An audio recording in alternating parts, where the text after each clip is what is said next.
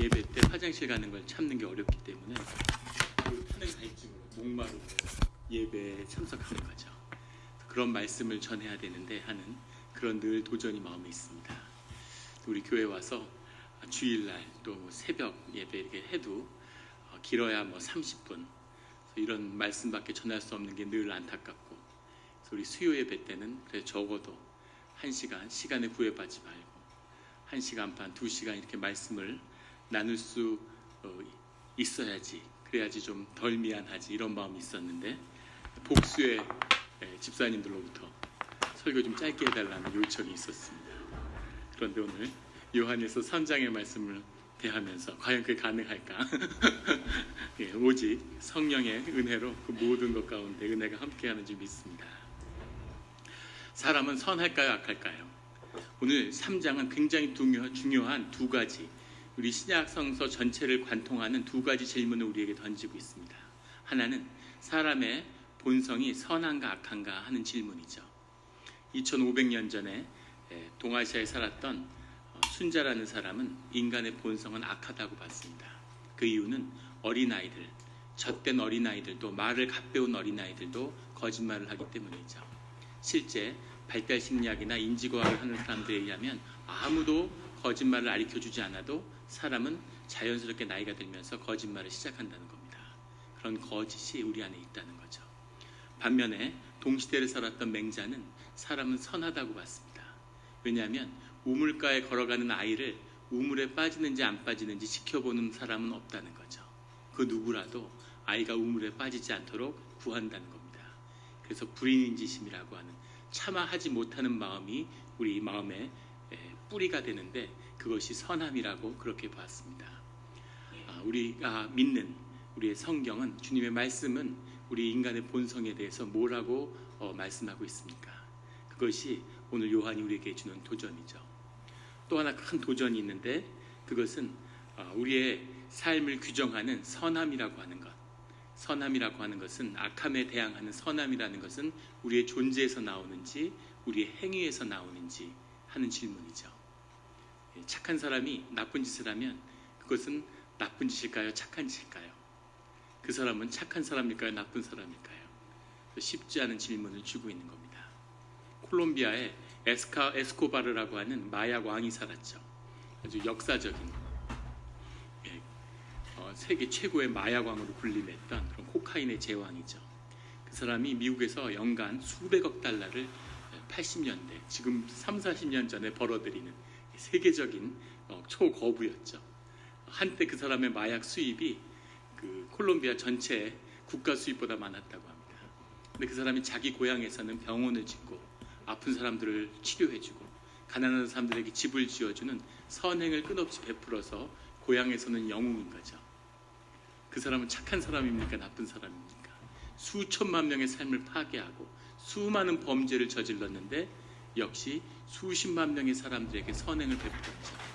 요는 그 사람이 행한 행위가 착하냐 나쁘냐가 아니라 그 사람 마음 가운데 선한 마음으로 그 일을 행했다 하더라도 과연 그 선함이 그 사람을 선한 사람으로 규정할 수 있느냐 하는 거죠. 그 삶을 우리가 어떻게 이해해야 될까요? 반면에 착한 사람이 좋은 일을 했는데 나쁜 결과를 결과할 수도 있죠. 일본에 예전에 제가 일본에 유학할 때 예전에 한번 나눈 적이 있었죠. 유학할 때 봤던 굉장히 그 기억에 남는 기사인데, 한 선량한 부부가 노숙자들을 겨울에 너무 추워하고 너무 힘들어하니까 집에 6명을 데려다가 목욕을 시키고 밥을 잘 먹인 다음에 자기 잠자리로 다시 보내준 겁니다.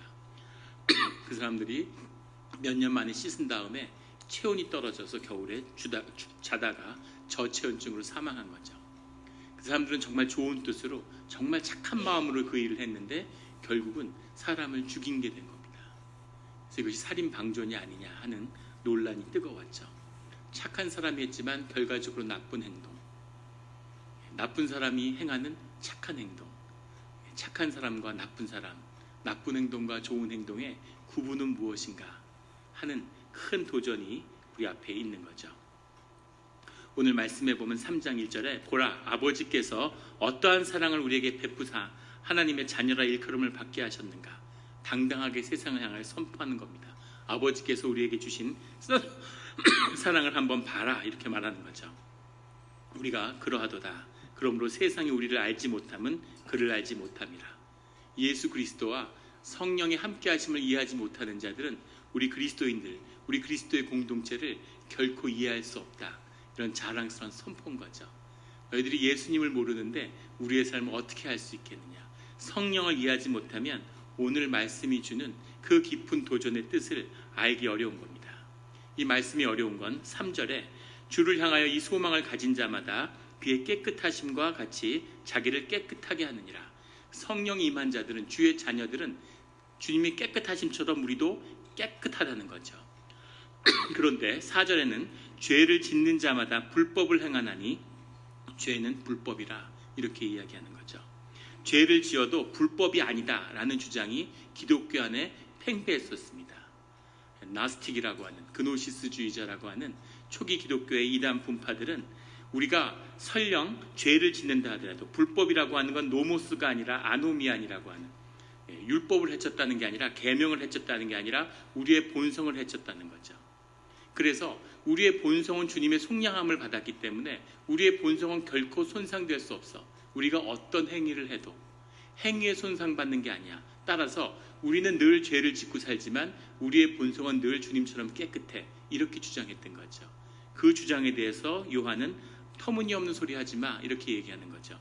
죄를 짓는 자마다 불법을 행하나니, 죄를 짓는 자들은 그 본성이 다 훼손되는 거야. 죄를 지으면서 그리스도의 본성을 유지할 수는 없어, 이렇게 이야기하는 거죠.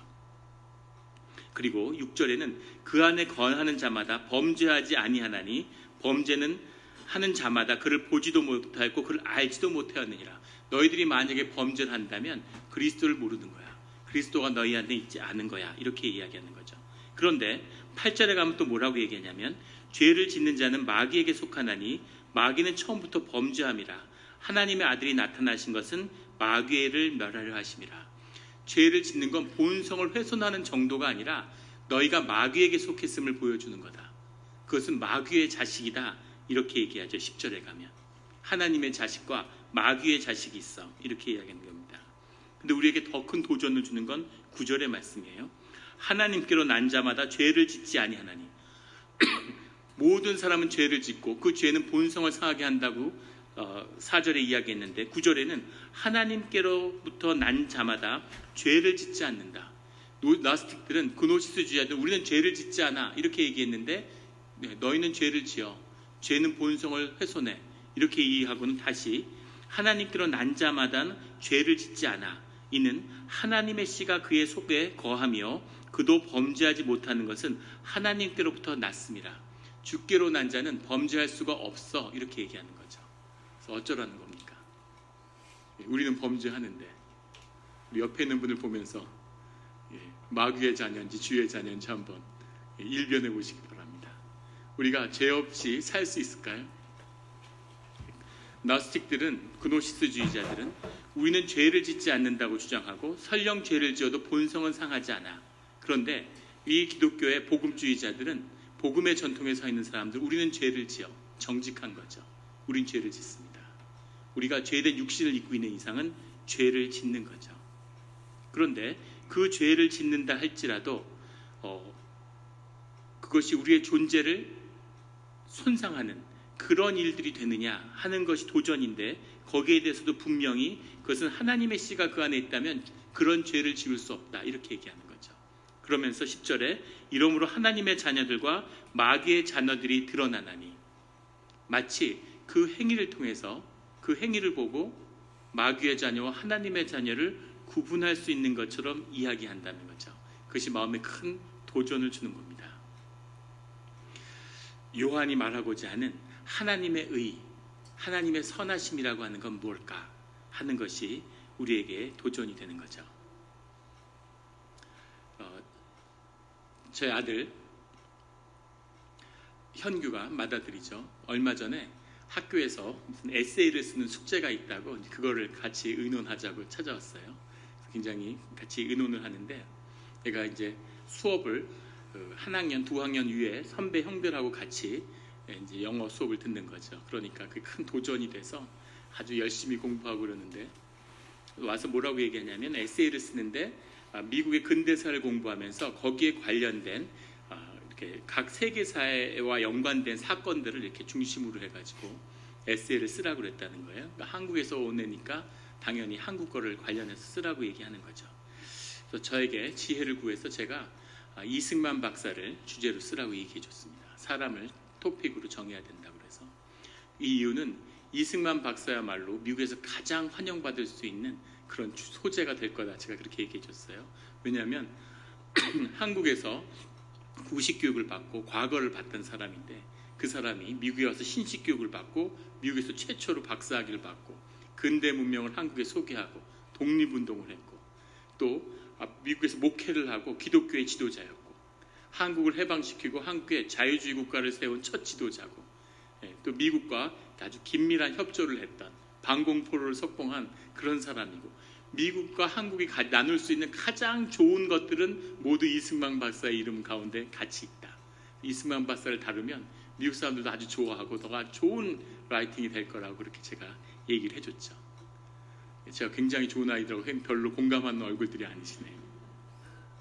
그랬더니 얘가 자기가 리서치를 더 해보겠다고 그러더니만 와가지고 자기가 찾아봤는데 안중근 의사를 하겠다는 거예요.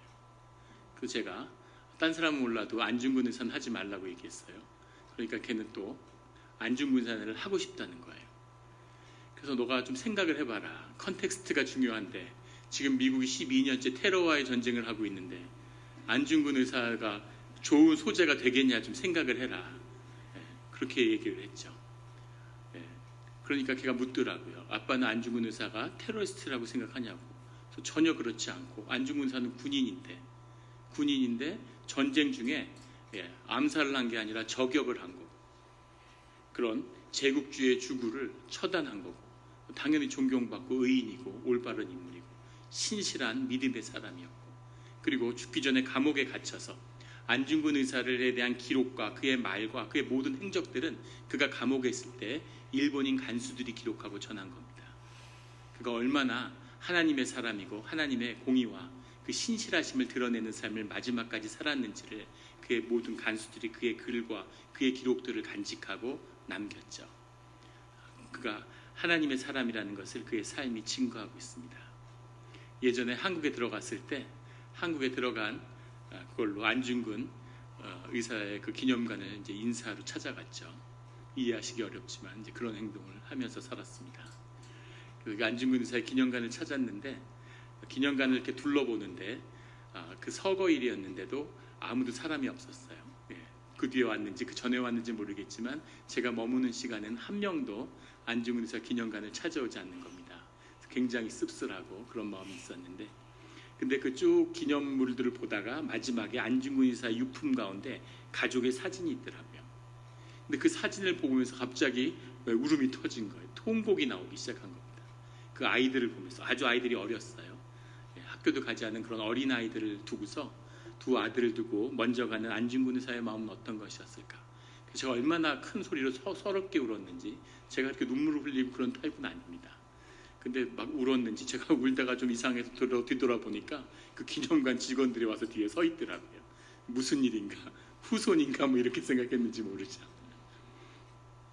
그 안중근 의사에 대한 깊은 존경이 있는데 제 마음 깊은 곳에서는 야 네가 안중근 의사의 그 위대함을 어떻게 잘 설명하고 묘사할 수 있겠냐. 그 이름을 괜히 더럽히지 말고 야 안중근 의사를 하지 마라. 그러니까 걔 뭐라고 얘기했냐면 테러냐 아니냐 이게 중요한 게 아니고 자기 관심은 신앙인인데 왜 사람을 죽이려고 결심하게 됐는지 그것을 한번 자기가 다뤄보고 싶다고 얘기하는 거예요. 그래서 저는 안중근 의사는 안 되고 이승만 박사 해야 된다 끝까지 설득했는데 현규는 누구 제 말을 들었을까요? 안 들었을까요? 안 들었죠. 그리고 자기 뜻대로 안중근 의사를 썼노라고. 그래서 아버지가 지혜를 줬음에도 불구하고 네가 어떤 결과가 나오든 그것은 네 선택이다. 그렇게 얘기를 해줬는데 나중에 그 페이퍼를 가져와서 보여주는 거예요. 자기가 99점을 맞았다고. 혼자서 A 플러스를 맞았다고. 그래서 저도 깜짝 놀랐는데 제가 걔한테 미국은 그렇게 너의 솔직함과 너의 진정을 받아줄 만큼 그렇게 지적이고 개방적인 나라가 아니다. 아버지 경험에서는 최소한 그렇다. 그렇게 얘기를 해줬는데 내가 잘못 생각했구나. 아버지보다 훨씬 훌륭한 선생님을 만났구나. 참 부럽다. 이렇게 얘기를 해줬습니다. 안중근 의사가 사람을 죽인 거죠. 신앙의 사람이고 하나님의 사람인데 그런데 사람을 죽인 겁니다. 그 행동은 어떻게 선한 행동일까요? 악한 행동일까요? 오늘 말씀을 다 묵상한 다음에 뒤에 한번 스스로 자문하고 답해 보시기 바랍니다. 헨리 영이라는 젊은이가 있는데 그 젊은이가 이 베이 지역에 살았다고 해요. 산호세 지역에 살았다는 것 같은데 어느 날 너무 배가 고파서 1941년에 있었던 일입니다. 너무 배가 고파서 길을 가다가 전쟁 중에 먹을 것도 없고 빵이 먹고 싶어서 한 쇼핑센터에 있는 슈퍼마켓에 빵을 훔치러 들어간 거죠. 그 빵을 훔치러 들어가서 빵을 훔쳤는데 이 청년의 불운함은 그 쇼핑센터 안에 우체국이 있었다는 겁니다. 근데 우체국은 연방기관이기 때문에 전쟁 중에 연방기관을 침입했다는 죄로 7년형을 받게 돼요. 빵을 훔치러 들어갔고 빵을 훔치지도 못했는데 연방기관이 들어있는 것, 연방기관에 들어간 것도 아니고 우체국에 입주했기 때문에 그 건물 전체가 연방기관으로 간주되는 겁니다. 그래서 이 청년은 사실은 슈퍼마켓에 들어갔는데 연방기관에 들어갔다고 해서 7년형을 받은 거죠. 그래서 7년형으로 감옥에 가게 됐는데 그가 이 베이 지역에 살았기 때문에 알카트레즈 감옥에 수용되게 됩니다. 알카트레즈 감옥에 가니까 온갖 학대를 받는 거죠. 자기는 사실 배가 고팠을 뿐이고 빵을 훔치지도 않았는데 7년형을 받게 돼서 억울한 거죠. 자기의 억울함을 주장하는데 미국의 악당들은 다 모여 있는 거죠. 갖은 학대와 폭력과 위협을 당하면서 무수한 그런 그 안에서 이제 어려움을 겪게 되는 거죠. 그것에 저항하고 무릎 꿇지 않고 선함을 지키려고 노력하다가 3년간 독방 생활을 합니다. 마지막엔 살해 위협을 받고 자신을 지키기 위해서 싸우다가 사람을 죽이게 되죠. 그래서 살인죄가 추가되고 거기서 더 견딜 수 없고 목숨을 부지하기 어렵기 때문에 3번에 걸친 탈옥을 시도하다가 감옥에서 24년을 살게 됩니다. 63년이 돼서야 제임스 스탠필이라고 하는 한 지역의 변호사가 무료로 변론을 하는 과정에서 헨리 영이라고 하는 죄수가 수용되어 있는 것을 알게 됐죠. 그래서 그 사실을 재심을 요구하고 공론화되면서 미국 교회가 큰 충격에 빠졌습니다. 빵 하나를 그냥 먹으려고 배가 고파서 들어갔다가 24년을 감옥에 살게 된 거죠. 그래서 그 논란과 그 충격과 그 이야기가 결국은 알카트라즈라고 하는 그 감옥이 문을 닫게 만드는 그 사건을 만든 겁니다. 이 청년의 석방과 이 청년의 문제를 두고서 많은 미국에서 논란이 있었는데 이 청년이 그래도 죄가 있지 않냐는 거죠. 죄를 짓지 않았냐는 겁니다. 그래서 아주 무고한 사람이 감옥에 간 것은 아니고 시스템을 개선해야 될 문제지 감옥이 문을 닫을 문제는 아니지 않느냐, 이런 반론도 만만치 않았다고 해요. 왜냐하면 어쨌든 이 청년은 남의 걸 훔치려고 하지 않았느냐는 그런 비난이 있는 거죠. 근데 우리가 볼 수 있는 것은 만약에 헨리 영이 아주 죄가 없는 사람이었다면, 죄가 전혀 없는 사람이 24년의 감옥형을 사는 그런 사법제도라면 사법제도가 근본적인 개혁을 직면하게 됐겠죠. 아마 그 자체가 유지될 수 없었을 겁니다. 이것이 예수 그리스도가 우리 가운데 이룬 놀라운 사역이죠. 예수님이 오셔서 아무 죄가 없고 불법이 전혀 없는, 그리고 그 본성 가운데 선하신 그 예수님이 그때의 율법의 제도, 그때의 의로움, 그때의 제사제도, 그 당시 사람들의 종교적인 판단 가운데서 십자가에 희생되신 거죠. 그것으로 인해서 그 모든 정당성과 그것이 주장하는 모든 것이 다 무너져 내린 겁니다. 자기의 의라고 하는 것이 무엇일까? 자기의 의를 세워야 한다고 하는 것이 무엇일까 하는 거죠. 케이크를 만드는데 케이크를 멋있게 만든 다음에 마지막에 이렇게 크림으로 장식을 하는 거죠. 크림으로 장식을 하는데 크림이 너무 아름다우니까 크림 장식이 꼭 있어야 된다고 이야기하는 사람들이 있는 거예요. 크림 장식이 없으면 케이크 먹음직스럽지 않기 때문에 케이크 장식이 있어야 된다는 거죠. 그것이 바리새인들의 주장인 겁니다. 그 주장에 어디가 잘못됐을까요? 문제는 크림으로 장식하지 않아도, 그 위에 멋진 꽃들을 달지 않아도 케이크는 케이크라는 거죠. 별로 공감하는 눈빛이. 예. 하나님의 은혜라고 하는 것은 하나님의 100% 은혜만이 우리를 구원할 수 있다고 하는 뜻입니다. 하나님이 아니고 우리의 어떤 의도, 어떠한 삶의 행위도 우리의 삶을 바꿔줄 수 없다는 거죠. 그래서 주님 안에서 우리가 발견될 때만이, 주님 안에서 우리 자신이 찾아질 때만이 우리의 참된 생명이 가능하다는 것을 십자가를 통해서 가능해졌다는 겁니다. 이 문제를 오늘 13절의 말씀이 이렇게 얘기하죠. 형제들아, 세상이 너를 미워하여도 이상히 여기지 말라. 14절에 우리는 형제를 사랑함으로 사망에서 옮겨 생명으로 들어간 줄을 알거니와 사랑하지 아니하는 자는 사망에 머물러 있느니라. 15절에는 14절과 반대 얘기가 나오는데, 그 형제를 미워하는 자마다 살인하는 자니 살인하는 자마다 영생이 그 속에 거하지 아니하는 것을 너희가 아는 바라. 미워하는 것과 살인하는 것과 영생을 살지 못하는 것, 사랑하는 것과 생명에 들어가는 것과 영생을 사는 것, 이것이 한 덩어리로 같은 것이라는 거죠. 그것을 가지고 그 생명에 들어간 자는 미움을 받게 된다는 겁니다. 그런데 이 말씀을 읽으면 이게 좀 과장된 게 아니야? 미워하는 것과 살인하는 것과 그리고 영생을 얻지 못하는 게 다 한 통속이라고 얘기하는 걸, 이걸 말씀을 받을 수 있겠습니까? 오늘 성경이 증거하는 말씀의 진리는 악한 것과 선한 것이 그 뿌리가 완전히 다른 마귀의 자녀들과 주님의 자녀들이 세상 가운데 있다는 거죠. 모든 피조물은 주님이 만들었지만 그 가운데에는 마귀의 영에 붙들리고 마귀의 영에 따라서 마귀를 닮아가는 사람이 있고 하나님의 영을 사모하고 하나님을 닮아가는 사람이 있다는 거예요. 그래서 하나님이 주신 그 사랑을 경험하고 그 사랑을 나누는 것이 생명의 길이라는 거죠. 그래서 그 사랑을 나누는 것, 자선을 나누는 것, 형제가 같이 동거하는 것, 그 기쁨의 예배를 드리는 것, 이것이 영생이고 생명의 길과 하나이고, 형제를 미워하는 것은 그 사람을 결국 죽이는 것, 그리고 영성에 들어가지 못하는 것과 한 덩어리라는 거죠. 그래서 사랑하지 못하는 것, 어려운 형제가 있는데 돕지 않는 것, 내가 사과해야 될 것인데 사과하지 않는 것, 내가 내 생각에 따라 내 삶을 내 마음대로 살아가는 것, 이것이 다 사망이고 마귀의 자식에 속하는 거고 영생을 살지 못하는 그 길이 된다는 거죠. 주님의 뜻에 따라 산다고 하는 것, 그것은 주님의 뜻을 전인격적으로 받아들인다는 거죠. 십자가 안에서 나를 발견한다는 것은 내 에고를 십자가에 못 박는다는 뜻입니다. 그래서 주님의 인치심을 받고 내가 주 안에서 나를 십자가에 못 박은 거죠. 그런데 못 박았는데 그것이 자꾸 살아나는 겁니다.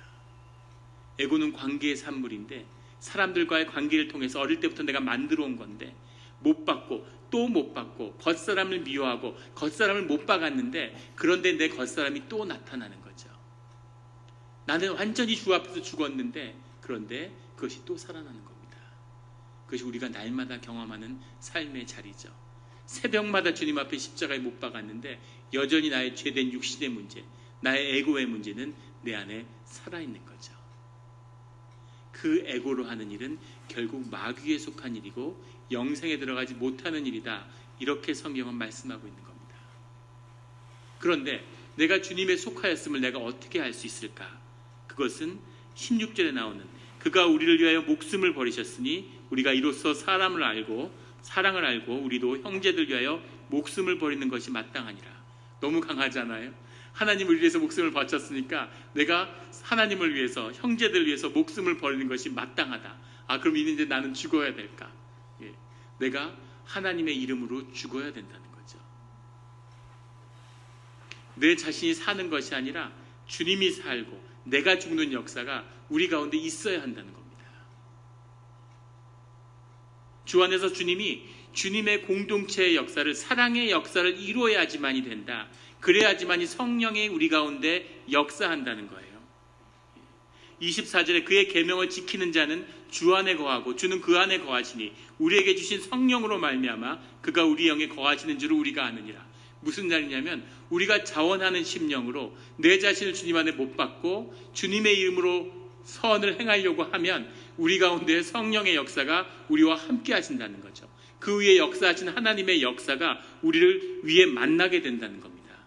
그렇게 해서 우리가 하나님 안에서 하나님의 자녀들의 공동체를 이루는 그 비밀이 사랑에 있다는 거죠. 주의 사랑을 받은 자만이, 나를 위해서 목숨을 바치는 그 사랑을 경험한 자만이 주님의 사랑을 나눌 수 있다는 겁니다. 교회에서 경험한 중요한 사실은 사람의 사랑을 받지 못한 사람들은 늘 어려움이 있습니다.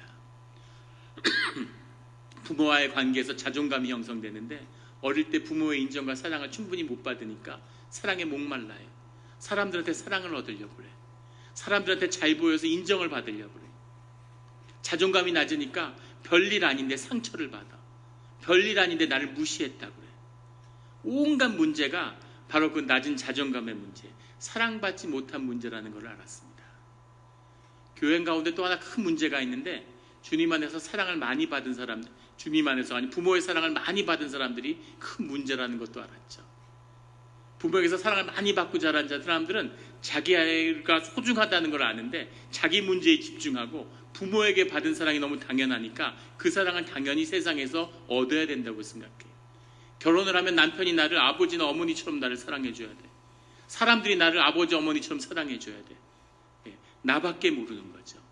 다른 사람들의 아픔을 경험하지 못하고 내가 소중한데 네가 나를 위해서 잘해주는 건 당연하지. 나는 소중한 존재니까.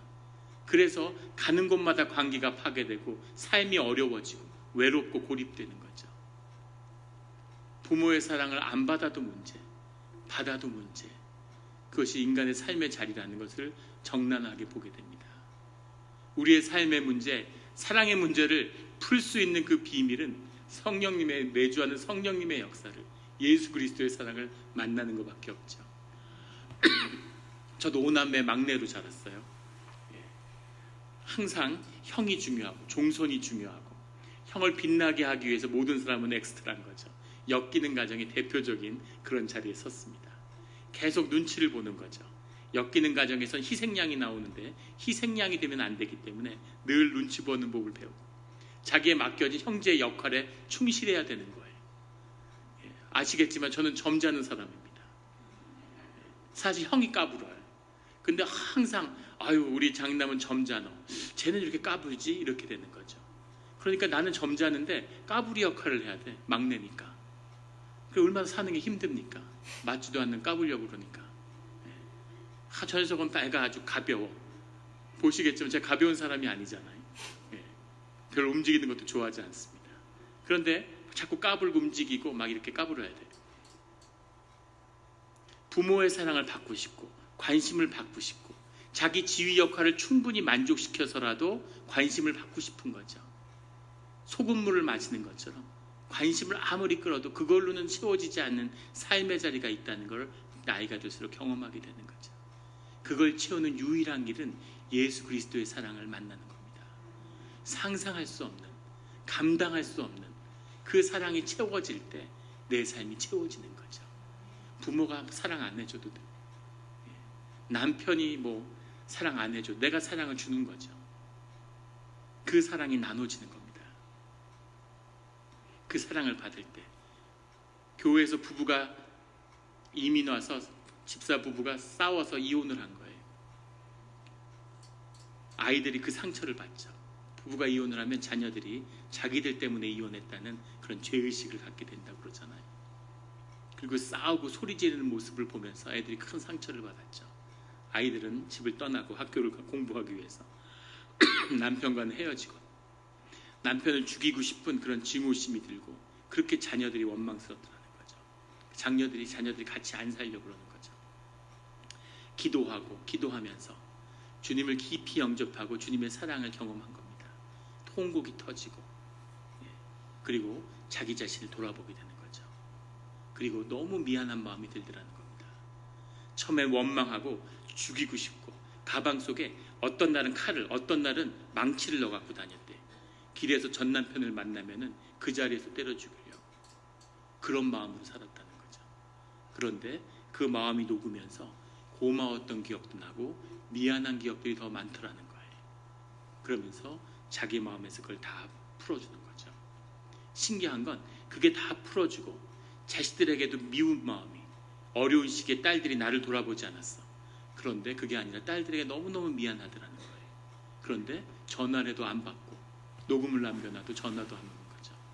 그런데 계속 기도하는 날 딸들이 찾아오고 같이 모여서 같이 살게 되고 가정이 회복되고 나중에 남편이 꽃을 들고 다시 찾아와서 다시 청혼을 하는 그런 일이 생기는 과정을 간증으로 들은 적이 있습니다.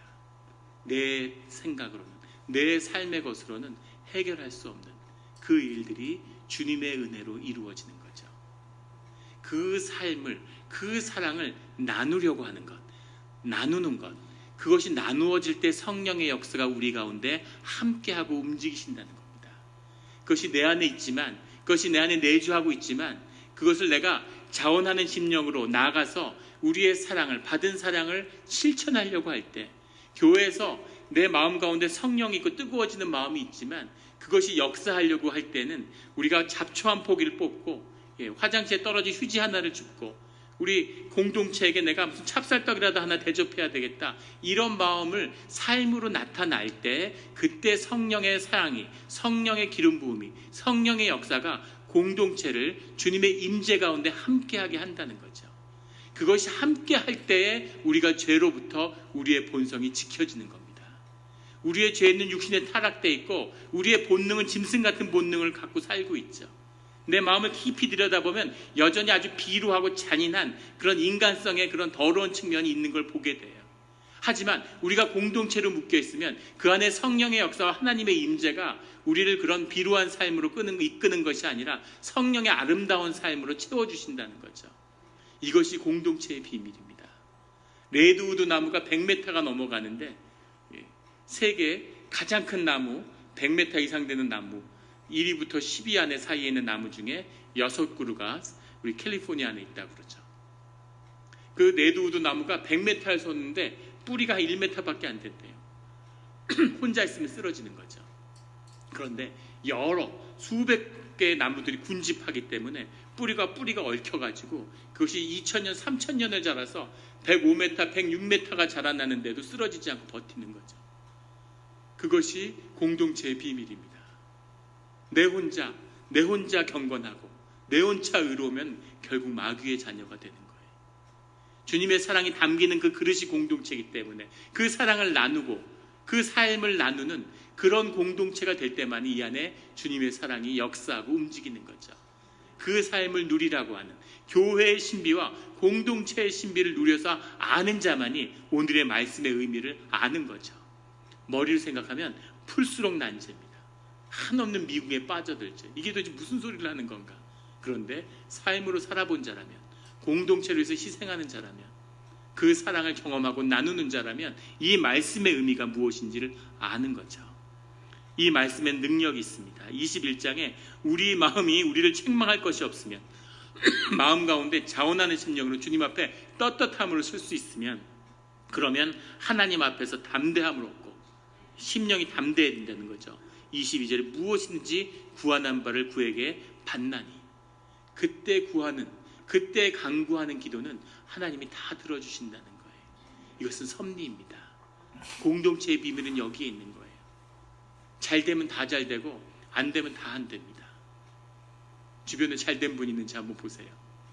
앞으로 다 잘 되실 겁니다. 이것이 주님의 축복입니다.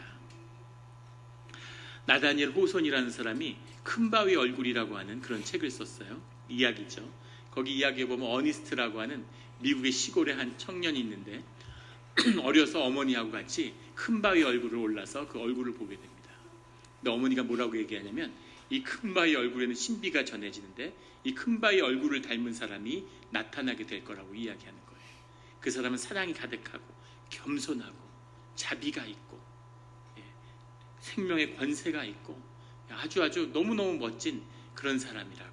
그런 큰 바위 얼굴과 같은 그런 훌륭한 사람이 나타날 거라는 그 신비가 그 큰 바위 얼굴에 담겨 있다는 거죠.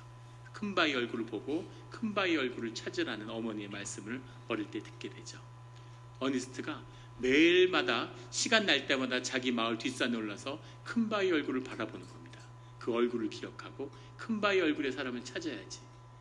그 사람이 어니스트가 장성했을 때 어느 날 사람들이 그 마을 사람들이 다 큰 바위 얼굴의 사람이 언젠가는 찾아올 거라고 얘기하는 거죠.